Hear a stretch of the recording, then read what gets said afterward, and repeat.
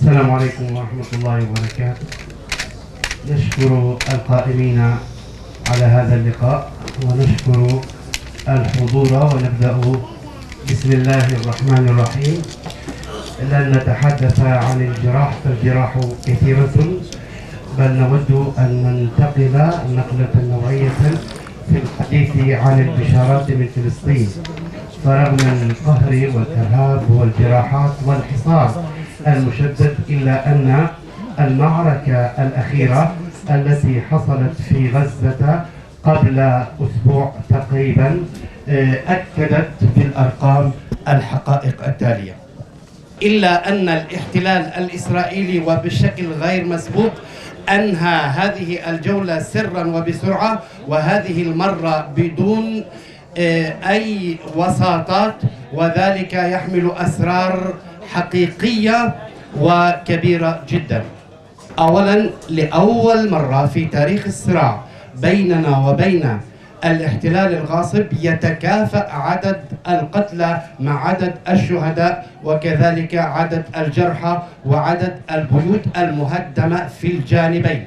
ودفعت مصر كل جيشها ودفعته إلى سيناء لتمهيد المنطقة لتهجير أهل غزة.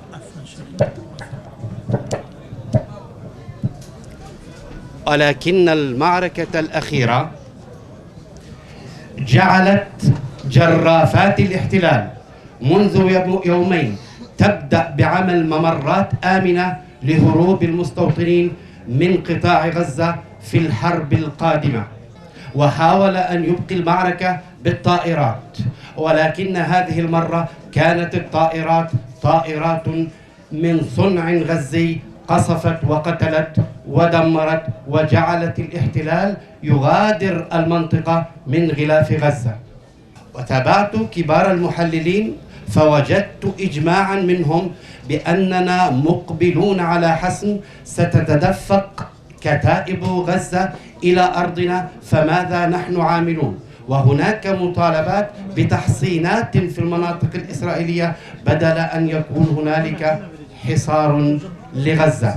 غزة تحتاج إلى شيء واحد لتحسم هذه المعركة، هو أن تصان مقاومتها وتحمى بالدفع المالي، لأن المقاومة إذا نجحت سوف تنجح كل ثورات الربيع العربي، وينحل هذا المأزق الذي تعيشه الأمة.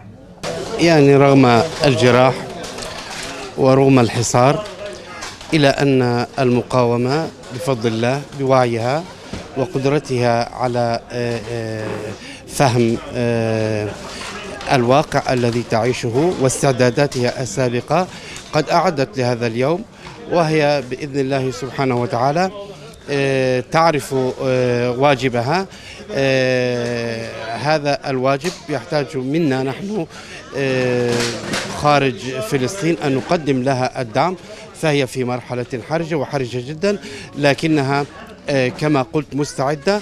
نسأل الله سبحانه وتعالى أن يكون هذا بداية التغيير وبداية الهجوم، لا الدفاع، للتحرير الحقيقي لفلسطين. التغيرات التي تجري وخصوصا ما يقوم به ترامب الآن من توجه إلى منطقة الخليج العربي يبدو أنه إثر الفشل الذريع الذي منيت به إسرائيل في جولتها الأخيرة، فهي تدرك أن معركة الحسم قادمة.